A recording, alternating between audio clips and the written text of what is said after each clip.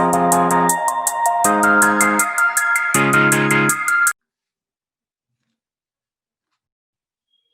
start today's lecture with same and great enthusiasm once again. शुरू करते हैं आज का लेक्चर। तो आज के लेक्चर में जो दो फिगर्स के बारे में हम पढ़ेंगे जो बच गए हैं वो ये है स्फीयर और हेमिस्फीयर। तो यहाँ नहीं पढ़ते हैं, रुक जाओ, हम देखते हैं 3D फिगर पहले और देन पढ़ते हैं। चलो, हम लोग स्फीयर और हेमिस्फीयर के बारे में पढ़ने वाले हैं। सबसे पहले स्फीयर की बात करें अगर हम, तो जैसे कि आपको आपकी स्क्रीन पे दिख रहा होगा, एक मिनट, दिखेगा दिखेगा, यस। सो स्फीयर की बात करते हैं। जैसे कि स्फीयर आपको दिख रहा है वो किस तरीके का फिगर होता है, कुछ इस तरीके का फिगर होता है। आपको आपके राइट में दिख रहा है कि हेमिस्फीयर क्या होता है, जो कि हमको भी पता है। कोई भी टाइप का आप लोग, फुटबॉल हो गया, बास्केटबॉल हो गया, क्रिकेट बॉल हो गया, टेनिस बॉल हो गया जो भी टाइप के बॉल्स हो गए वो सारे के सारे they are in a form of sphere. ठीक है, तो क्या स्फीयर का कोई टॉप या कोई बॉटम होता है? सबसे पहले तो ये बताएंगे मुझे, या नहीं तो आप यही सोच लो ना कि इसे अगर हम लोग पेंट बकेट में डालेंगे तो कितने सरफेस पेंट होंगे। इफ हम इसे पेंट बकेट में डालेंगे, जैसे हमने पेंट बकेट कंसेप्ट सीखा है, तो अगर मैं इस स्फीयर को, ये पर्टिकुलर स्फीयर को पेंट बकेट में पुट करता हूं, तो कितने सरफेस पेंट होंगे? सिर्फ एक, because this particular sphere has no top and no bottom. सिर्फ उसका एक सरफेस ही है, सिर्फ एक सरफेस है। अगर मैं आपको बोलूं बास्केटबॉल का टॉप बताओ और बॉटम बताओ तो आप नहीं बता पाओगे अलग अलग, बिकॉज दिस पर्टिकुलर, ये पूरा का पूरा सरफेस एक ही सरफेस है। ठीक है, तो it has no top and no bottom, right. दूसरी चीज, एक और चीज, जैसे कि टॉप और बॉटम नहीं तो सिर्फ एक कर्व्ड पार्ट है।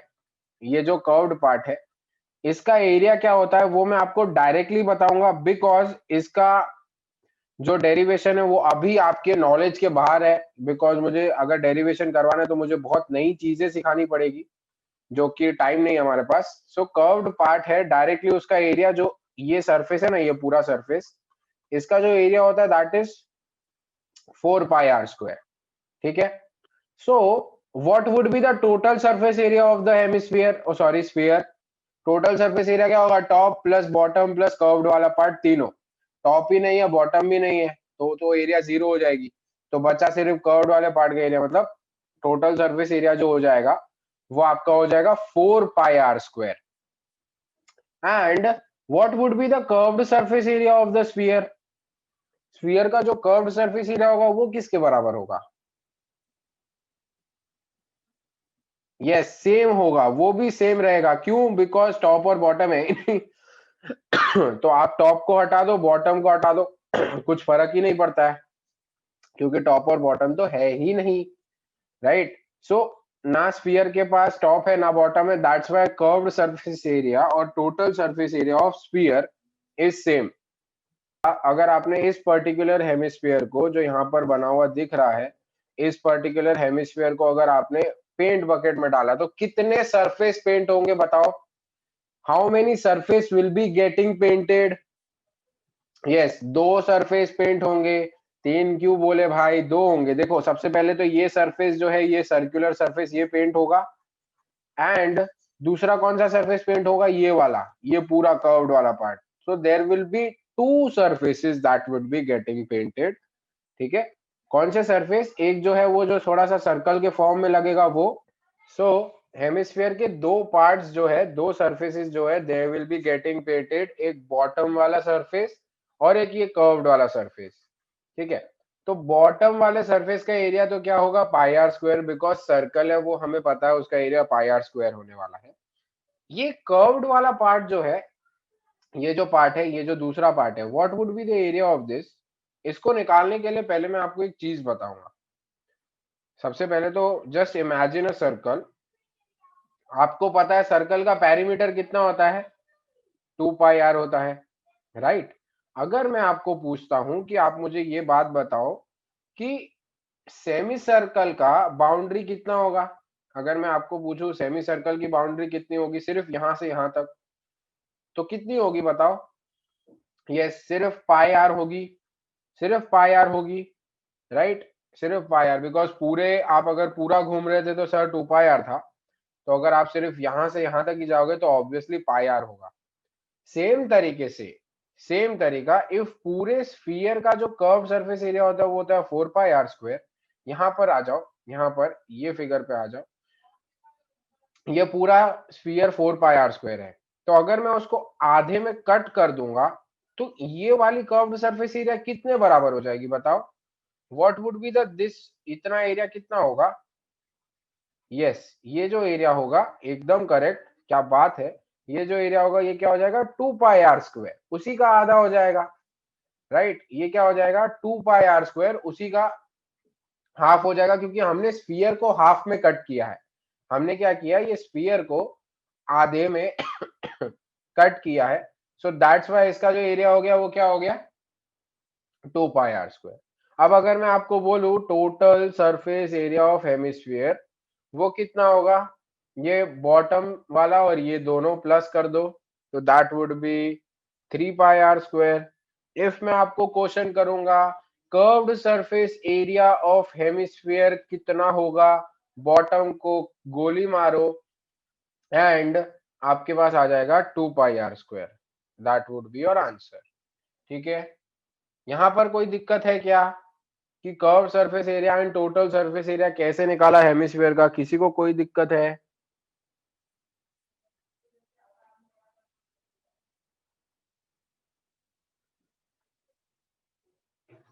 वॉल्यूम, अब वॉल्यूम क्या होता है? हर एक चीज को है ना, अब जैसे यहाँ पर मैंने आपको पेंट बकेट कंसेप्ट सिखाया था, उसी तरीके से वॉल्यूम में भी मैं आपको एक कंसेप्ट सिखाता हूं। जैसे बहुत इजी हो जाएगा आपका वॉल्यूम का कंसेप्ट। फर्स्टली जस्ट इमेजिन आप लोग है ना एक खाली कमरे में बैठे हुए हो, खाली, एकदम खाली, बस एक बॉक्स बना हुआ है क्यूबॉइड। आप इमेजिन करो आप अपने रूम में ही हो ना, तो आप अपने रूम में बैठे हो तो आप ये इमेजिन करेंगे कि रूम पूरा खाली है, बस दीवारें हैं, बस क्या है? दीवार है। सो ध्यान देना, अब ध्यान देना, मान लो ये आपका रूम है, ये आपका मैं रूम 2D में बना रहा हूँ, अगर मैं यहाँ पर देख रहा हूँ, आप यहाँ पर बैठे हुए हो, अब आप देख रहे हो कि ये रूम का वॉल्यूम कितना होगा यार, ये रूम का वॉल्यूम कितना होगा? थोड़ा सा हम 3D फिगर बना देते हैं, सो ताकि आपको क्लियरली थोड़ा सा समझ में आए। चलो, सो ऐसा करता हूँ, ये ऐसा दिखा देता हूँ आपको, चलो ठीक है, ठीक है। सो ये आपका कुछ रूम है, आप, मैं देख पा रहा हूँ कि ये 3D फिगर है, यहाँ पर भी आप ऐसे, और एक इधर भी ऐसे बना देता हूँ, ठीक है। तो ये रूम है, ठीक है, अब तो रूम का फील आ रहा होगा कि हाँ ये रूम है।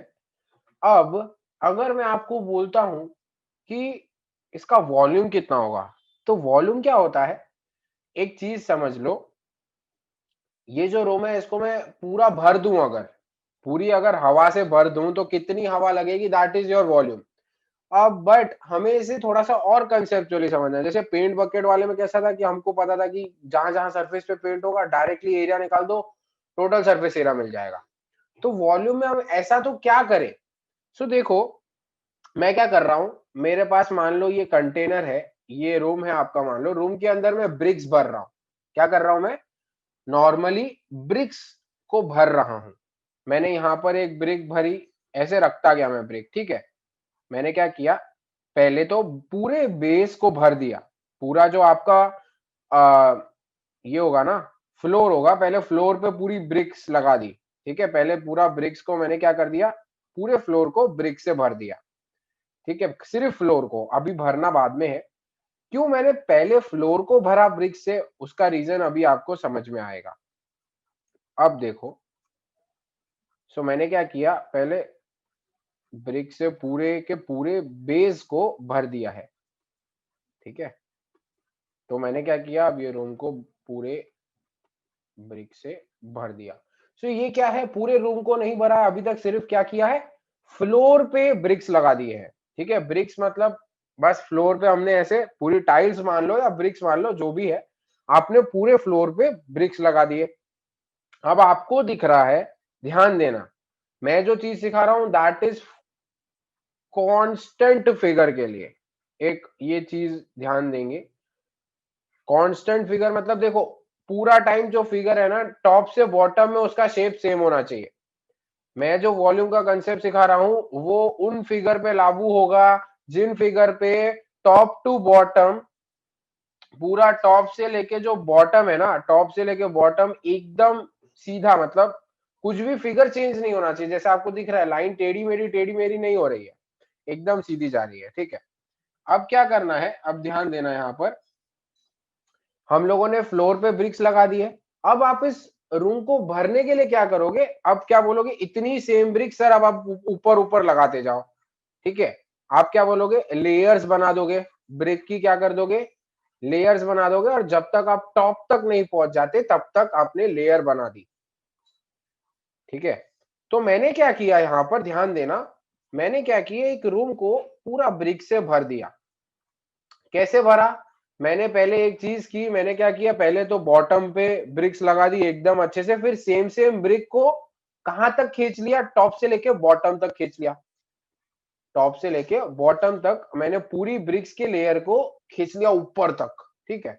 अब सर इससे वॉल्यूम कैसे पता चलेगा, अब देखो वॉल्यूम कैसे पता चलेगा, बहुत बहुत इजी कंसेप्ट। आपने क्या किया, पहले एरिया, पहले बेस एरिया में ब्रिक्स लगाई थी, और उसको पहले आपने क्या किया, बेस एरिया में ब्रिक्स को लगाया, एंड देन हाइट एच तक उसे टॉप से बॉटम में ले गए और आपका पूरा रूम भर गया, राइट। सो यहां से आपको पता चला कि जो वॉल्यूम होगा वो किसके बराबर हो सकता है। मैंने पहले ब्रिक की एक लेयर लगाई, वो कितनी लेयर लगाई, मतलब कितने बराबर लगाई, एरिया ऑफ बेस के बराबर लेयर लगाई, और उस ब्रिक की लेयर को मैंने हाइट एच तक, मतलब टॉप से लेके बॉटम के बीच में जितना डिस्टेंस है ऊपर तक खींच लिया, मतलब मल्टीप्लाइड बाय हाइट एच किया मैंने, तो मेरा पूरा रूम भर गया। तो मतलब वॉल्यूम हमेशा किसके बराबर होगा, area of base multiplied by height H, valid only for those figure जिसकी टॉप से बॉटम शेप कांस्टेंट होता है throughout top to bottom, ठीक है। सो वॉल्यूम का कंसेप्ट क्या था कि नीचे से लेके ऊपर तक जो शेप है वो अगर कांस्टेंट है तो आप क्या करोगे, सबसे पहले एरिया पे सबसे नीचे बेस पे आप ब्रिक्स लगा दोगे, देन ब्रिक्स लगाते जाओगे लगाते जाओगे लगाते जाओगे हाइट एच तक, जब तक आपका रूम नहीं भर जाता है। तो आपको पता चला कि मैंने वॉल्यूम रूम को भरा कैसे, बेस पे एरिया लगा दी, मतलब बेस पे ब्रिक्स लगा दी, देन हाइट एज तक ऊपर खींच लिया। सो यहां से हमको पता चला कि volume of any figure that is constant throughout from top to bottom would be area of base multiplied by height. ये कंसेप्ट अगर आपको समझ में आ गया है तो आप कोन नहीं, क्यूब, क्यूबॉइड और सिलेंडर, इन तीनों का वॉल्यूम खुद फाइंड कर सकते हो। क्यों, क्योंकि देखो क्यूब भी नीचे से ऊपर तक सेम शेप का होता है, क्यूबॉइड भी नीचे से ऊपर तक सेम शेप का होता है, सिलेंडर भी नीचे से ऊपर तक सेम शेप का होता है। बट कोन नहीं होता, कोन की शेप घटती जाती है, स्फीयर की शेप भी राउंडेड रहती है, पूरी घटती जाती है, और हेमिस्फीयर की भी। चलो, so volume would be equal to area of base multiplied by height. Same तरीके से आप क्यूब का वॉल्यूम फाइंड करते हैं, यहीं पे क्यूब का वॉल्यूम फाइंड करेंगे, वॉल्यूम ऑफ क्यूब, या नहीं तो चलो नया पेज लेते हैं एंड सॉल्व करते हैं। क्यूब, क्यूब की बात करेंगे सबसे first. What is cube, cube के वॉल्यूम जो होगी, क्या क्यूब ऊपर से नीचे कांस्टेंट होता है थ्रू आउट, उसका फिगर कांस्टेंट रहता है, यस उसका फिगर जो है नीचे से लेके ऊपर तक कांस्टेंट रहता है, यस ये हमको पता है, ठीक है। सो volume would be area of base multiplied by height. बताओ क्यूब का वॉल्यूम क्या होगा, फाइंड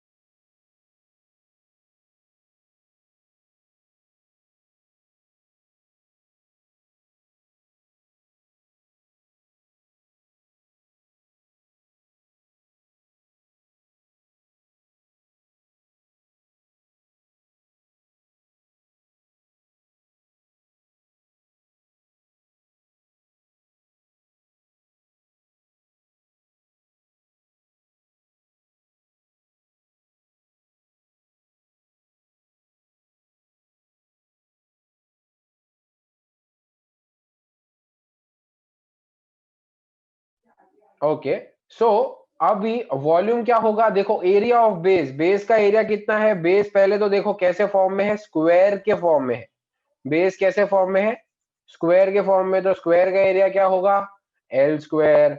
हाइट क्या होगी क्यूब की, L, so that's why volume of cube क्या आ जाएगा, एल क्यूब। ठीक है, बहुत इजी, एकदम इजी, राइट। सेम तरीके से आप क्यूबॉइड का निकालो, सेम तरीका, बहुत इजी। क्यूबॉइड का वॉल्यूम अगर आप फाइंड करोगे, that would be again area of base multiplied by height. अब एरिया ऑफ बेस कितना है, बेस एरिया क्या होता है, बेस में याद करो बॉटम में क्या आता है, क्यूबॉइड के बॉटम में लेंथ और ब्रेथ आता है, कल हम लोगों ने पढ़ा था, right. So area of base क्या होगा, लेंथ मल्टीप्लाइड बाय ब्रेथ, और हाइट क्या होती है, H. So what would be the volume of cuboid, L multiplied by B multiplied by H, right. So volume of cube आ गया, volume of cuboid आ गया। Okay, then cylinder की बात करते हैं हम लोग, वॉल्यूम ऑफ सिलेंडर। तो सिलेंडर की बात करेंगे, सिलेंडर कुछ इस तरीके से होता है। आप फिर से यहां पर क्या करेंगे, ब्रिक्स लगाएंगे सबसे पहले, यहां पर ब्रिक्स लगा दोगे सबसे पहले, राइट। यहां पर ब्रिक्स लगाने के बाद आप क्या करोगे, हाइट एच तक उसे लगाते जाओगे, लेयर बनाते जाओगे, बनाते जाओगे, बनाते जाओगे। So once again area of base multiplied by height H. So area of base क्या रहेगा, सर्कल का area, that is pi r square multiplied by height H, H हो जाएगा, तो volume of cylinder would be pi r square H. कोई दिक्कत है तो बताओ। अब वॉल्यूम ऑफ हॉलो सिलेंडर भी कर सकते हैं सेम तरीके से। देखो हॉलो सिलेंडर का वॉल्यूम भी अगर आपको निकालना हो तो आप निकाल सकते हो, जो कि बहुत ज्यादा इजी है।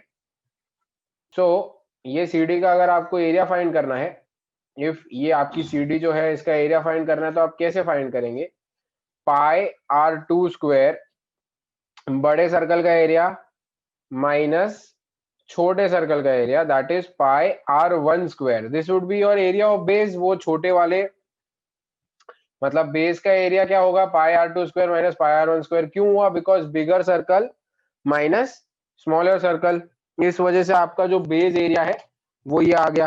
अब base area multiplied by height H would be your volume, इसको क्या कर दोगे, मल्टीप्लाइड बाय हाइट एच कर दो, तो ये आपका क्या हो जाएगा, वॉल्यूम हो जाएगा, right. Is there any doubt कि sir volume of hollow cylinder pi r one r two square minus pi r one square multiplied by H क्यों लिखा है,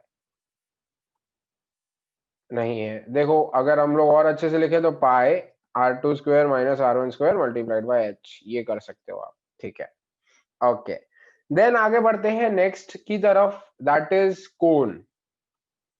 कोन का एक चीज सीखना है हमको। मैंने क्या किया, एक एक्सपेरिमेंट किया आज, आज ही के दिन मैंने एक एक्सपेरिमेंट किया। मैंने क्या किया, मैंने एक सिलेंडर लिया, रेडियस आर का और हाइट एच का, और उसे यहाँ पर रख दिया, मैंने टेबल पे रख दिया। रेडियस आर और हाइट एच का एक सिलेंडर लिया और रख दिया यहाँ पर टेबल पे। एंड मैंने एक और कोन लिया, एक कोन लिया और उसे भी रेडियस आर का रखा और यहाँ पर हाइट एच ही लिया, मतलब इसको भी रेडियस आर का लिया और हाइट एच लिया, इसका भी रेडियस आर और हाइट एच लिया। मैंने क्या किया, मैंने इसके अंदर पानी भर दिया। मैंने क्या किया, एक्सपेरिमेंट किया, तब एक्सपेरिमेंट कर रहा था, मैंने को कुछ इच्छा हुई करने की तो मैंने करने बैठ गया। सो अब ये एक्सपेरिमेंट किया मैंने कि मैंने इसको पहले सबसे पहले अच्छे से पानी से भर दिया है और इसको मैंने यहाँ पर पोर किया।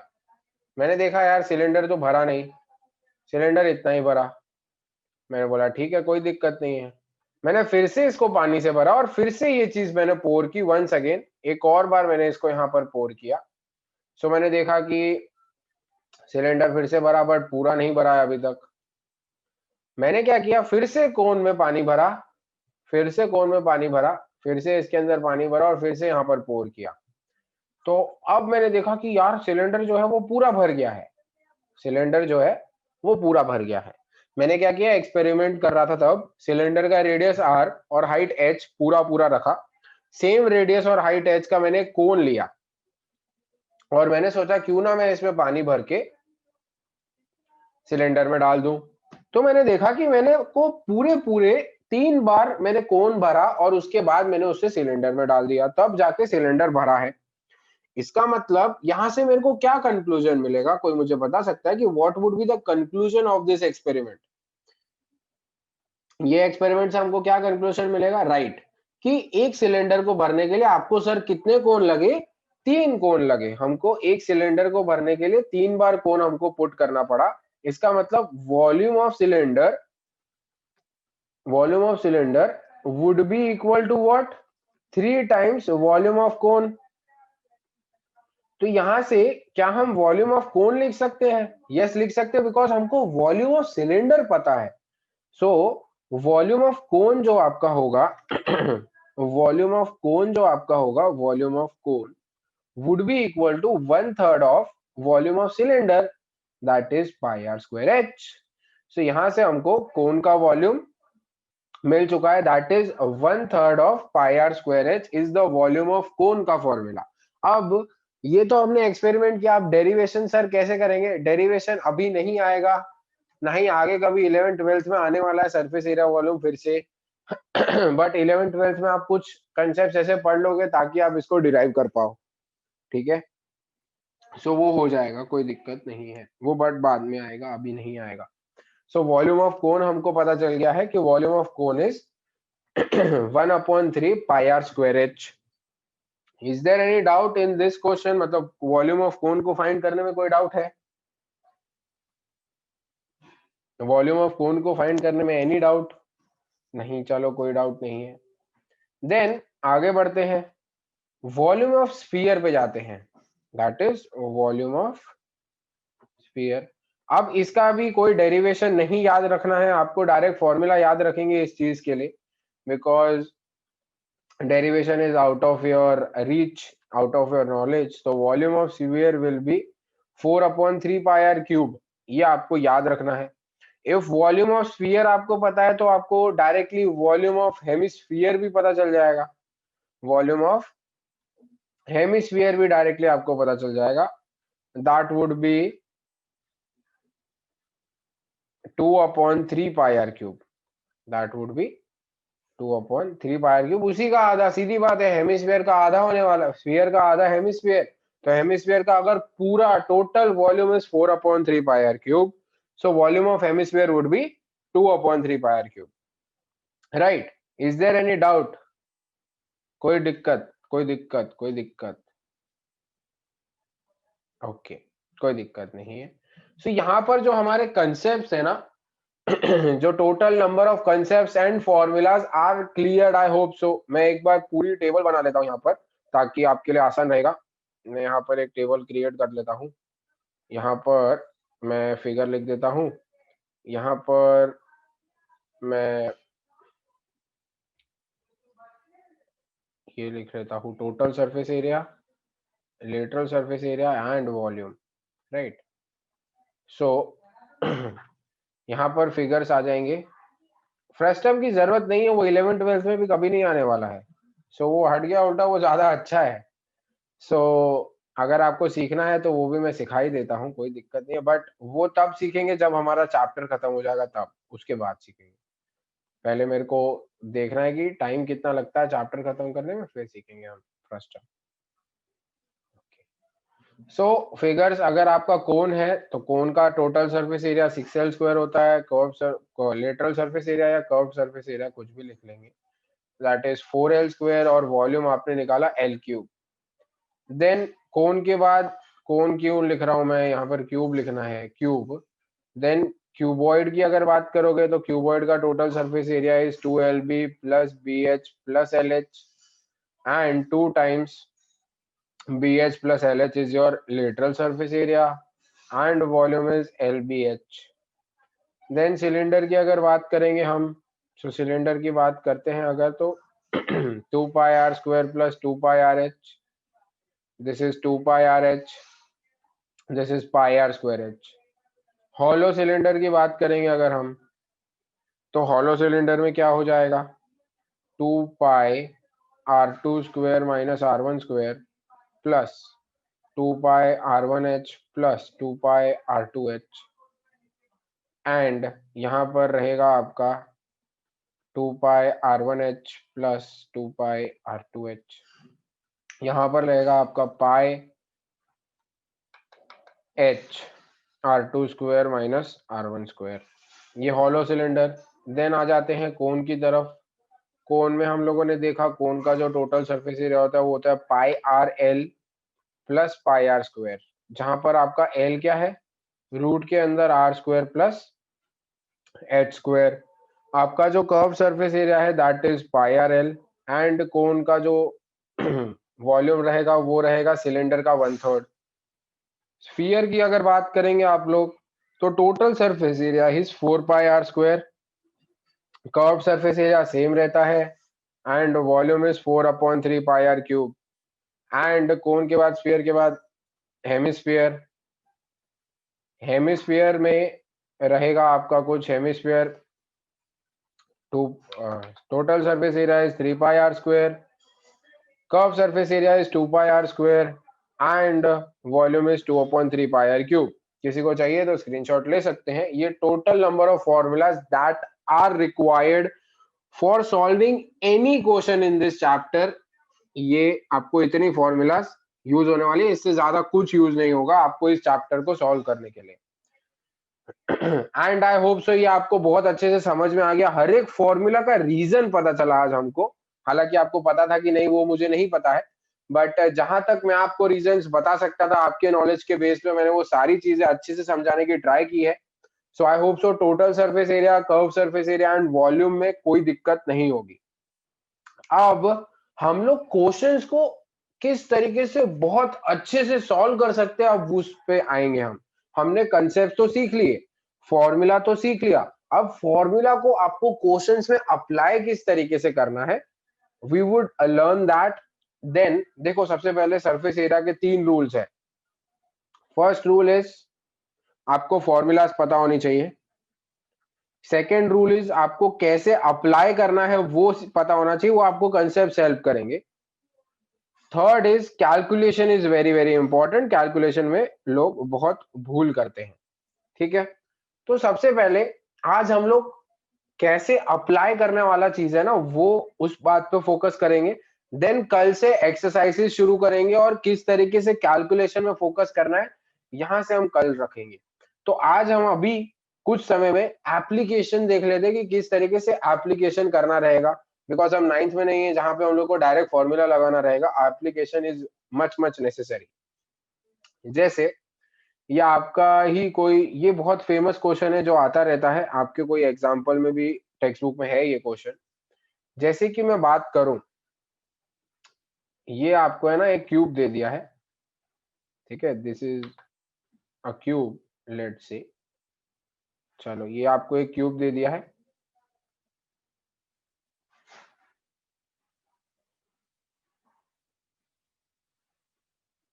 राइट, क्यूब दे दिया है और आपको बोला है कि ये क्यूब के ऊपर है ना एक हेमिस्फेरिकल चीज लगी हुई है, कुछ ऐसा चीज लगा हुआ है। ठीक है, मान लो क्यूब का लेंथ एल है, मैं एल ही दे रहा हूं अभी, और मान लो रेडियस आर है, कुछ ज्यादा नहीं, ऐसा नहीं करते हैं अभी के लिए, कैलकुलेशन वाला पार्ट नहीं, अभी एप्लीकेशन किस तरीके से करेंगे वो देखते हैं। तो ये क्यूब के ऊपर एक हेमिस्फेरिकल चीज लगी हुई है। व्हाट इफ मैं आपसे क्वेश्चन करूं कि भाई इसका टोटल सरफेस एरिया क्या होगा। Just remember one thing, paint bucket concept. ठीक है, पेंट बकेट कंसेप्ट, हम फॉर्मूलाज नहीं रट रहे हैं, हम यहाँ पर कंसेप्ट कर रहे हैं। तो हम पेंट बकेट करेंगे।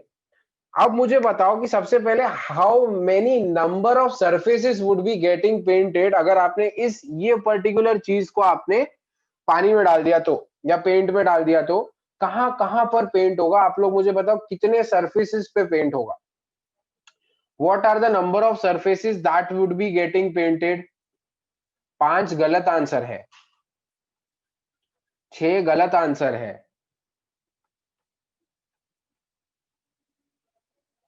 7 इज द करेक्ट आंसर। देखो अब 7 क्यों है, अब जरा उस पे फोकस करते हैं। ठीक है, देखो सबसे पहले आगे वाला पार्ट मैं लिखता हूं यहाँ पर, फ्रंट पार्ट पेंट होने वाला है, बैक पार्ट पेंट होने वाला है, लेफ्ट पार्ट पेंट होने वाला है, राइट पार्ट पेंट होने वाला है, पूरा पूरा है ना, पूरा पूरा पेंट होने वाला है।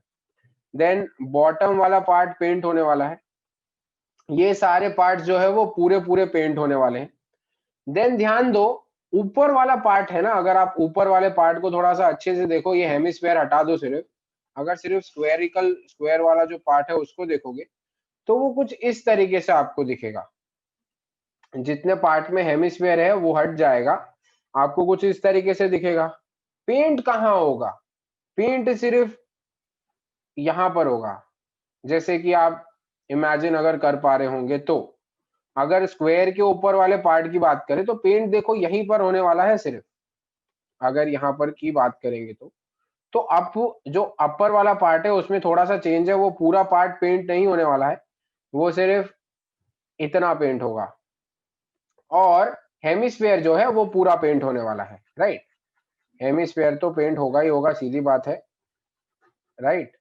हाँ, तो ये पेंट होने वाला है पूरा हेमिस्फेयर, बट ये वाला पार्ट में पेंट नहीं लग सकता है बिकॉज उसके ऊपर हेमिस्फेयर लगा है, तो ऑब्वियसली दिस पार्ट में यहाँ पर पेंट नहीं आएगा। ठीक है, सो अप वाले पार्ट में एक ऊपर वाले पार्ट में आएगा और प्लस एक हेमिस्फेरिकल पार्ट। तो टोटल कितने पार्ट पेंट हुए बच्चा लोग? टोटल कितने पार्ट पेंट होने वाले? 1 2 3 4 5 6 7। अब हर एक पार्ट का एरिया लिखोगे। फ्रंट पार्ट का एरिया क्या होगा? एल स्क्वायर, क्योंकि क्यूब का लेंथ दिया है एल। बैक पार्ट का एल स्क्वायर, लेफ्ट का एल स्क्वायर, राइट का एल स्क्वायर, बॉटम का एल स्क्वायर। ऊपर वाले पार्ट का एरिया क्या है बताओ? ये वाले पार्ट का एरिया क्या होगा जहां पर पेंट होने वाला है? यस, बहुत ही सही, area of square minus area of circle. ये पूरे स्क्वायर में से सर आप सर्कल को माइनस कर दो, सो वहां पर आपका जो होने वाला है वो पेंट होने वाला है। सो अप वाला पार्ट जो रहेगा वो क्या रहेगा? ऊपर वाला part that is area of square L square minus area of circle pi r square. ठीक है, एंड हेमिस्फेरिकल पार्ट पेंट हो रहा है। हेमिस्फेरिकल पार्ट मतलब उसका कर्व्ड वाला पार्ट पेंट हो रहा है, मतलब that would be 2 pi r square. देखो, किसी ने बोला sir area of square, oh sorry, area of cube minus area of hemisphere कर दो डायरेक्ट। देखो ये सब डायरेक्ट वाले सॉल्यूशंस हम लोग नहीं अप्लाई करने वाले हैं यहाँ पर। किसी ने बोला sir total surface area of cube में से total surface area of hemisphere को माइनस कर दो। ये सब हम नहीं कर रहे हैं, हम फॉर्मूलाज को तो देख ही नहीं रहे हैं। फॉर्मूलाज तो मैंने इसलिए लिखवाई है क्योंकि टेक्स्ट बुक में है, हम फॉर्मूलाज को अप्लाई ना भी करें ना तो भी हम सॉल्व कर सकते हैं। ठीक है, तो मेरा मेन मोटो ये है कि आप लोग कंसेप्चुअली सॉल्व करो, ना ही फॉर्मूला को रट के सॉल्व करो। जबकि आप वो फॉर्मूला लगाओगे total surface area of cube minus total surface area of hemisphere, वो पूरा गलत हो जाएगा। वो क्यों लगाया, रीजन भी नहीं पता है। आप सिर्फ ये कंसेप्ट को याद रखेंगे, पेंट बकेट कंसेप्ट। आप लोग ने पेंट कर दिया इसको पूरा, जहां जहां पर पेंट आया है वहां वहां पर आपने वो सारे एरियाज लिख दिए। अब आप सॉल्व कर सकते हो, आपको लेंथ का वैल्यू दिया होगा तो आप सॉल्व क्यों नहीं कर सकते हो? एल स्क्वायर यहाँ पर आप जो आएगा एरिया वो लिख दोगे, यहाँ से जो आएगा, यहाँ से जो आएगा, यहाँ से जो आएगा, यहाँ से जो आएगा, यहाँ से और यहाँ से, एंड सबको ऐड कर देना। अब बोला है किसी ने बोर्ड कंसेप्ट में, बोर्ड में पेंट बकेट कंसेप्ट करे तो पेंट बकेट मत लिखना वहां पर। आप लोग बोर्ड एग्जाम में क्या कर सकते हो मैं वो भी बता देता हूँ। ठीक है, हम बोर्ड एग्जाम के दो ऑप्शंस कर लेते हैं। सबसे पहला ऑप्शन ये है कि आप ऐसा लिख सकते हो कि the parts that would B considered in total surface area are considered in total surface area are। बस फिर उसके बाद ये सारे पार्ट्स लिख देना। ऐसा मत लिखना कि पेंट करेंगे तो यहाँ यहाँ पेंट आएगा, वो लोग गलत दे देंगे। ठीक है, सो इतना करके बाद आप ये सब लिख के फिर सारे एरिया को ऐड कर दोगे तो कोई कुछ नहीं बोलेगा, कोई की हिम्मत ही नहीं हो आपको कुछ बोले। एंड दूसरा क्या है कि अगर आपको और अच्छे से लिखना है, सो आप पहले मन में ये चीजें लिख दो, मन में नहीं या रफ वर्क में ये चीजें लिख दो और इसको थोड़ा फॉर्मूला के फॉर्म में जनरेट कर दो। कैसे फॉर्मूला के फॉर्म में जनरेट करेंगे?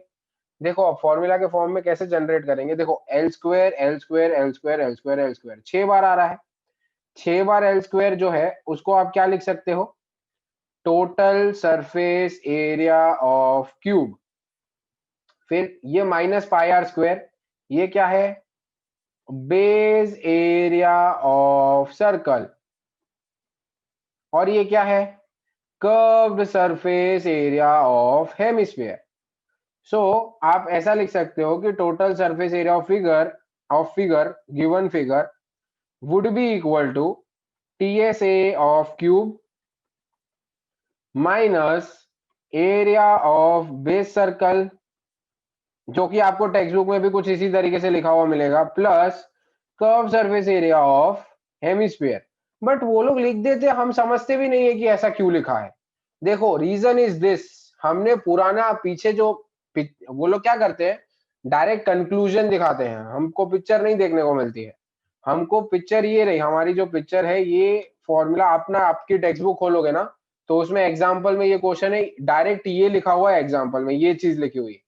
कहां से आई कोई नहीं बताता है। तो हमने कंसेप्चुअली समझा पेंट बकेट कंसेप्ट से कि कहां से आई। अगर आपको पेंट बकेट यूज करना है तो आप हमेशा ये तरीका लिख कर यूज कर सकते हो, the part that would be considered in total surface area are. ये सारे पार्ट कंसिडर होंगे, इन सबका एरिया निकाल के उन सबको ऐड कर दोगे। एंड इफ आपको ये चीज भी नहीं करनी है तो आप रफ वर्क में ये कीजिए एंड आप देखो ना क्या क्या है। यहाँ पे 6L स्क्वायर दिख रहा है, मतलब वो total surface area of cube होगा, सीधी बात है, तो मैंने लिखा total surface area of cube. फिर माइनस पाई आर स्क्वायर क्यों किया? बिकॉज ये सर्कल कंसिडर नहीं हो रहा है, that's why minus pi r square किया। फिर मैंने प्लस 2 पाई आर स्क्वायर क्यों किया? क्या किया है वो? प्लस है क्या एक्चुअली? वो है curve surface area of hemisphere. तो आप दोनों मेथड कर सकते हो, whatever you feel comfortable. Paint bucket मत लिखना, बस पेंट बकेट लिखोगे तो वो मार्क्स काट देंगे। पेंट बकेट की जगह पे आप ये सेंटेंस पुट कर देना और अपने दिमाग में पेंट बकेट कंसेप्ट को सोचना, आपका काम हो जाएगा। इज देयर एनी डाउट कि हाउ टू अप्लाई मेरा वाला कंसेप्ट? हाँ, मार्क्स पूरे लाने हैं तो आप ये दोनों तरीकों से सॉल्व कर दो, पूरे मिल जाएंगे। मैं क्वेश्चन में मार्क्स कैसे लाने हैं पूरे तरीके से वही बता रहा हूं। आप ये तरीका समझ में आ गया अगर तो ये तरीका करो तो भी 4 में से 4 मिलेंगे, ये तरीका करोगे तो भी 4 में से 4 मिलेंगे। ओके, सो ये इस तरीके से तो आपने मेरे हिसाब से नहीं पढ़ा होगा, या ये इस तरीके से तो सॉल्व नहीं किया होगा आज तक। किया था क्या? ऐसे तरीके से सॉल्व करते थे कि नॉर्मली बस टेक्स्ट बुक में जो लिखा वही देख के कर लेते थे?